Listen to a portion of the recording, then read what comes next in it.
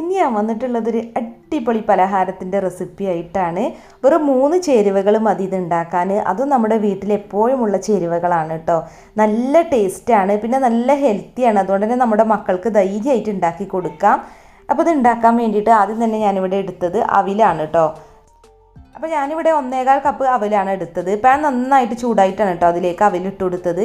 പിന്നെ നമ്മളിതിലേക്ക് ചേർക്കുന്നത് തേങ്ങ ചിരവിയതാണ്. 3/4 കപ്പാണ് തേങ്ങ ചിരവിയത് എടുത്തത്. അപ്പോൾ ഇതും കൂടെ ഇതിലേക്ക് ഇട്ടിട്ട് നന്നായിട്ട് അവിലും തേങ്ങയും ഒന്ന് വറുത്തെടുക്കണം. മീഡിയം ഫ്ലെയിമിലിട്ടിട്ട് 2 മിനിറ്റ് മാത്രം ഒന്ന് വറുത്തെടുത്താൽ മതി. അപ്പോഴേക്കും ഇത് നന്നായിട്ട് ക്രിസ്പി ആയിട്ട് കിട്ടും. അപ്പോൾ കണ്ടില്ലേ, കളറൊക്കെ ഒന്ന് ചേഞ്ച് ആയിട്ടുണ്ട്, തേങ്ങയൊക്കെ ബ്രൗൺ കളറായിട്ടുണ്ട്. ഇനി നമുക്ക് ഫ്ലെയിം ഓഫ് ചെയ്തിട്ട് ഇതൊന്ന് കുറച്ചൊന്ന് തണുക്കാൻ വേണ്ടിയിട്ട് മാറ്റിയേക്കാം. അപ്പോൾ കൈകൊണ്ട് തൊടാൻ പറ്റുന്നൊരു ചൂടായിട്ടുണ്ട് കേട്ടോ. നന്നായിട്ട് തണുക്കാൻ വേണ്ടിയിട്ട് വെയിറ്റ് ചെയ്തിട്ടില്ല. അപ്പോൾ ഇത് ജസ്റ്റ് ഒന്ന് ക്രഷ് ചെയ്തെടുക്കുക, ഒന്നും ഇങ്ങോട്ട് കറക്കി എടുത്താൽ മതി. ഞാനിപ്പോൾ ഇത് ജസ്റ്റ് ഒന്ന് കറക്കി എടുക്കുകയാണ് ചെയ്തത്. അല്ലാതെ നല്ല ഫൈൻ പൗഡറാക്കി കഴിഞ്ഞാൽ അത്രയ്ക്ക് അങ്ങോട്ട് ടേസ്റ്റി ആയിട്ട് കിട്ടില്ല, കാണാനൊരു ലുക്കും ഉണ്ടാവില്ല കേട്ടോ. അപ്പോൾ ഞാനൊരു കടായി ചൂടാക്കിയിട്ട് അതിലോട്ട് 1 ടേബിൾ സ്പൂൺ നെയ്യ് ചേർക്കുന്നുണ്ട്. നെയ്യ് മെൽറ്റ് ആയതിനു ശേഷം ഇതിലേക്ക് 2 അച്ച് ശർക്കരയാണ് ചേർക്കുന്നത്. അപ്പോൾ പെട്ടെന്ന് മെൽറ്റ് ആവാൻ വേണ്ടിയിട്ട് ശർക്കര ഒന്ന് പൊടിച്ചിട്ടാണ് കേട്ടോ ഇതിലേക്ക് ഇട്ട് കൊടുക്കുന്നത്. അപ്പോൾ ശർക്കര മെൽറ്റാൻ വേണ്ടിയിട്ട് ഇതിലേക്ക് 3/4 കപ്പ് വെള്ളമാണ് ഒഴിച്ചു കൊടുക്കുന്നത്. ഇനി ശർക്കര മെൽറ്റാക്കി എടുക്കുക, നന്നായിട്ടൊന്ന് തിളപ്പിച്ചെടുക്കുക. അപ്പോൾ ശർക്കര മെൽറ്റായിട്ടുണ്ട്. ഇപ്പോൾ 2 മിനിറ്റ് തിളപ്പിച്ചിട്ടുണ്ട് കേട്ടോ. മെൽറ്റായതിന് ശേഷം ഇനി നമ്മൾ പൊടിച്ചു വെച്ചിട്ടുള്ള അവിൽ ഇതിലേക്ക് ഇട്ട് കൊടുക്കാം.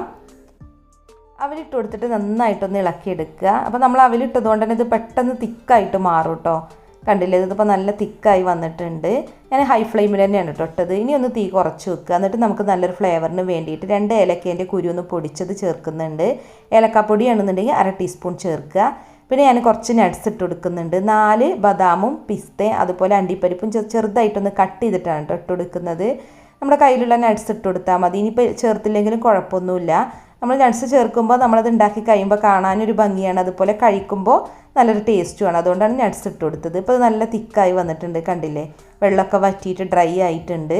ഇനി നമുക്ക് ഫ്ലെയിം ഓഫ് ചെയ്യാം. എന്നിട്ട് കൈകൊണ്ട് തൊടാൻ പറ്റുന്നൊരു ചൂടാവുന്നത് വരെ ഒന്ന് തണുക്കാൻ വേണ്ടിയിട്ട് മാറ്റി വെക്കാം.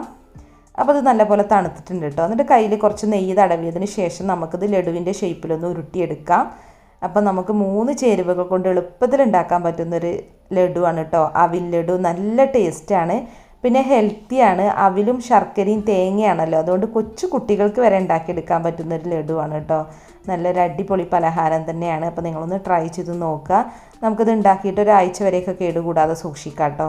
കാരണം നമ്മൾ വറുത്തിട്ടാണല്ലോ ഉണ്ടാക്കിയത്, പിന്നെ ശർക്കര പാനിയിലാണ് ഉണ്ടാക്കിയിട്ടുള്ളത്. അതുകൊണ്ട് തന്നെ അപ്പോൾ നിങ്ങൾ ഉണ്ടാക്കി നോക്കിയിട്ടുള്ള അഭിപ്രായങ്ങളൊന്ന് കമൻറ്റ് ചെയ്യുക. പിന്നെ നമ്മുടെ വീഡിയോസ് ഇഷ്ടമായിക്കണമെങ്കിൽ ഒന്ന് ലൈക്ക് ചെയ്യുക, പിന്നെ ഒന്ന് ഷെയർ ചെയ്യുക, അതുപോലെ ഒന്ന് കമൻറ്റ് ചെയ്യുക. പിന്നെ നമ്മുടെ ചാനൽ സബ്സ്ക്രൈബ് ചെയ്യാത്തവരുണ്ടെങ്കിൽ ഒന്ന് സബ്സ്ക്രൈബും കൂടെ ചെയ്യണേ. അപ്പോൾ മറ്റൊരു കിടിലൻ റെസിപ്പി ആയിട്ട് നമുക്ക് വീണ്ടും കാണാം. താങ്ക്